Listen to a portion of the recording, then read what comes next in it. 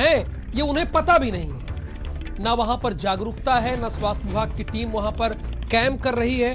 और यही सबसे बड़ी हैरानी की बात है जिससे बहुत सारे ग्रामीणों की जान जा रही है। ग्रामीण कोरोना से अनजान है, गांव में कोरोना का कोई इलाज नहीं है और सबसे बड़ी बात टेस्टिंग भी नहीं है और ना इलाज हो रहा है। गांव में बुखार आने के बाद सीधे मौत हो रही है। और मैं यहां कहना चाहूंगा, भला हो झोला छाप डॉक्टर्स का। हालांकि उनकी, क्योंकि वो प्रोफेशनल नहीं है, गलत इलाज भी कर सकते हैं, लेकिन बहुत सारे गांव वालों का यही कहना है कि अगर ये ना होते तो जो जिंदा है शायद वो भी ना होते। क्योंकि अब स्वास्थ्य महकमा वहां कैंप करने जा नहीं रहा है और ना ही जागरूकता अभियान चला रहा है, तो गांव वालों को तो झोला छाप डॉक्टर ही उनके लिए भगवान लग रहे हैं। लेकिन ये सही स्थिति नहीं है, सरकार को इस ओर ध्यान देना चाहिए। गांव में मौतों का आंकड़ा लगातार बढ़ा है। ग्रामीण कोरोना से कई ग्रामीणों की मौत हो रही है। कई जिलों में हफ्ते भर में 34 लोगों की जान चली जा रही है, ऐसी कई खबरें हैं। एलडीए के सुपरवाइजर की कोरोना से जान चली गई। लखनऊ में प्रवर्तन विभाग में इनकी तैनाती थी। सुपरवाइजर श्रीराम की कोरोना से मौत हुई है। डालीगंज नर्सिंग होम में इनका इलाज चल रहा था, लेकिन सूचना यह मिली है कि इनकी जान चली गई है। गोरखपुर में जिला पंचायत चुनाव में धांधली का आरोप लगा है। आक्रोशित लोगों ने चौकी में आग लगा दी है। पीएसी की बस और पुलिस चौकी में आग लगाई गई है। जॉन चौकी के पुलिसकर्मियों ने भागकर अपनी जान बचाई है। मतगणना में जीत के बाद प्रमाण पत्र नहीं दिया गया, ये लापरवाही है। मतगणना में जो जीत लिया चुनाव, उसको प्रमाण पत्र क्यों नहीं दिया गया, ये सवाल तो उठेगा। प्रशासन ने प्रमाण पत्र दूसरे प्रत्याशी को दे दिया।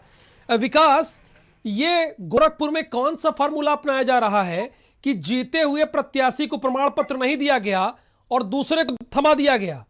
ये क्या धांधली है? जी राहुल जी, बता दें, जो पूरा मामला है ये जगहा क्षेत्र के जो नई बाजार चौकी का है, जहां पे ब्रह्मपुर, बगल में ब्रह्मपुर ब्लॉक है, जहां पे मतों की गिनती हो रही थी। आक्रोशित ग्रामीणों का आरोप है कि हमारा एक प्रत्याशी जो जीता हुआ था और जो आरोप है उन्होंने बताया था आपका प्रत्याशी जीता है, लेकिन जब कल सर्टिफिकेट आज बांटा गया तो जो हारा था उसको दे दिया। उसके बाद आक्रोशित ग्रामीण हो गए, उन्होंने पहले धरना प्रदर्शन दिया। उसके बाद बगल की जो नई बाजार चौकी है जहां क्षेत्र की, उसमें आगजनी कर दी। वहां रखी मोटरसाइकिलों में आग लगा दी और पीएससी की बस जो आ रही थी उसमें भी आग लगा दी। तो इन सबका जनक कौन है? आग लगा दी वो तो ठीक है। जब आप जीते हुए प्रत्याशी को प्रमाण पत्र न देकर हारे हुए प्रत्याशी को देंगे तो जनक कौन है इस घटना का? ये जो मतगणना अधिकारी है उनका आरोप है, इनकी ये पूरी गलती बताई जा रही है। पूरा आरोप लगाया जा रहा है कि जो चुनाव अधिकारी हैं उन्होंने ही धांधली की, हेराफेरी की है और जीते हुए प्रत्याशी को हारा बता के सर्टिफिकेट हारे हुए प्रत्याशी को दे दिया है। इसका आरोप लगाए, ग्रामीण आक्रोशित हो गए। ये कहां का मामला है जरा बताइए विकास, आप बताइए, पूरा उत्तर प्रदेश सुने। कहां का मामला है? गोरखपुर में कहां का? ये पूरा जो मामला है ये जगहा थाना क्षेत्र के नई बाजार चौकी का है और ये जो मतगणना है ये ब्रह्मपुर ब्लॉक के जिला पंचायत 65 का बताया जा रहा है। किस पद की? जिला पंचायत सदस्य, क्षेत्र पंचायत सदस्य या ग्राम प्रधान?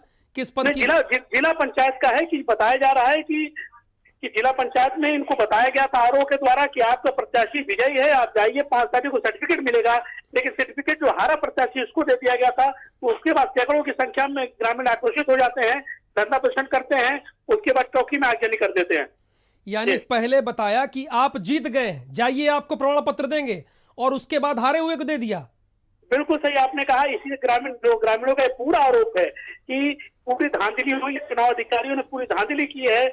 इसका खामियाजा उन्होंने मिला और आक्रोशित ग्रामीणों चौकी में आग लगा दी। चलिए विकास, आपने बता दिया कि किस तरह की धांधली हो रही है, ये आपने सबके सामने ला दिया है। अब आपको कानपुर लिए चलेंगे। हैलेट अस्पताल की हालत जो है वो बद से बदतर है। कैसे, वो भी आपको बताएंगे। कोविड के 120 में से 34 वेंटिलेटर खराब है। यानी जो कोविड के 120 वेंटिलेटर है 34 खराब है। 3 दिन से खराब पड़े हैं, लेकिन ठीक क्यों नहीं हुआ, ये भी बड़ा सवाल है। वेंटिलेटर के अभाव में मरीज दम तोड़ रहे हैं, बेड की कमी है, मैन पावर की कमी लगातार बरकरार है। बेड बढ़ा देंगे तो ऑक्सीजन नहीं पहुंचेगी। ये तो बड़ी लापरवाही है विवेक। 34 वेंटिलेटर बेड खराब है, लेकिन अब तक उस पर कोई कार्रवाई नहीं हुई। 3 दिन से ये लोग खामोश हैं। देखिए राहुल, ये शासन और प्रशासन के बड़े बड़े दावे जो है वो खोखले साबित हो रहे हैं। ये स्वास्थ्य विभाग की व्यवस्था है जो खुद ही बीमार पड़ी हुई है। यहाँ पर हाईलाइट अस्पताल में 120 बेड वेंटिलेटर है, लेकिन यहाँ पर जो है 34 3 दिन से खराब है और इनको सही करने वाला कोई नहीं है। कहीं ना कहीं अगर यहाँ के प्रशासनिक लोगों की माने तो उनका कहना बेड तो है, लेकिन यहाँ पर ऑक्सीजन और मेन पावर की कमी है। मेन पावर के चलते यहाँ पर बेड खाली पड़े हैं, ऑक्सीजन का अभाव है और इसी के चलते यहाँ पर इस लापरवाही के चलते यहाँ पे जो कितनी मरीज है दुखद वो बात दम है। तोड़ रहे हैं। इसी उत्तर प्रदेश में कई ऐसे लोगों ने वेंटिलेटर बेड की वजह से दम तोड़ दिया होगा कि सही समय पर मिल जाता वेंटिलेटर तो उनकी जान बच सकती थी। है लेकिन वो खराब है। 34 बेड। बहुत शुक्रिया आपका। श्रावस्ती के सिरसिया थाना क्षेत्र के गुलरा गांव में मतगणना के बाद चुनावी रंजिश का असर दिखा है, वो भी हम आपको दिखा रहे हैं। खेत में बकरी चली गई तो ये भिड़ गए। पूर्व और जीते प्रधान और उनके समर्थक दोनों के बीच लाठी डंडे चल गए। देश में प्रदेश में कोरोना फैला हुआ है, इसकी फिक्र नहीं है। जीत हार के बाद लाठी डंडे चल रहे हैं। जरा देखिए क्या ये भीड़ कोरोना को नहीं बढ़ा रही है? यही है कि गांवों में जागरूकता नहीं है, लोग जागरूक करने के लिए नहीं पहुंच रहे हैं, स्वास्थ्य विभाग कैंपेन करने के लिए नहीं पहुंच रहा है। यह बड़ी लापरवाही है। प्रधानी का चुनाव जीतने के बाद जश्न मनाया गया है। अब lakh high court supreme court कहे कि आप चुनाव जीतने के बाद जश्न नहीं मनाएंगे, जरा इस गली में देखिए, आप गिनते जाइए। ना तो इनके नाक में मास्क है, मुंह में मास्क पहने हुए हैं ये, और भीड़ देखिए। 2 गज की दूरी की बात आप करते रहिए लखनऊ में बैठ के, आप ये आदेश देते रहिए कि जीत के बाद आप जश्न नहीं मनाएंगे, लेकिन यहां पर देखिए जिंदाबाद, फायरिंग, सब कुछ हो रहा है। जान रहे हैं कि हमारा देश, हमारा प्रदेश, हमारा गांव कोरोना जैसी महामारी से जूझ रहा है, लेकिन ये जश्न मना रहे हैं। लखनऊ से खबर है, चिन्हट में ऑक्सीजन प्लांट में धमाका हो गया और इस हादसे में आपको बता दें कि 3 लोगों की जान चली गई है। बहुत दुखद बात है। अरुण कुमार पांडे, त्रिभुवन यादव, दीपू कनौजिया, ये वो 3 शख्स हैं जिनकी जान गई है।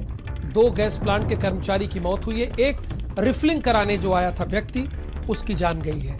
यानी किसी के लिए वो सिलेंडर लेने आया था, लेकिन उसकी जान चली गई। बहुत दुखद हादसे में 8 लोग गंभीर रूप से जख्मी भी हैं।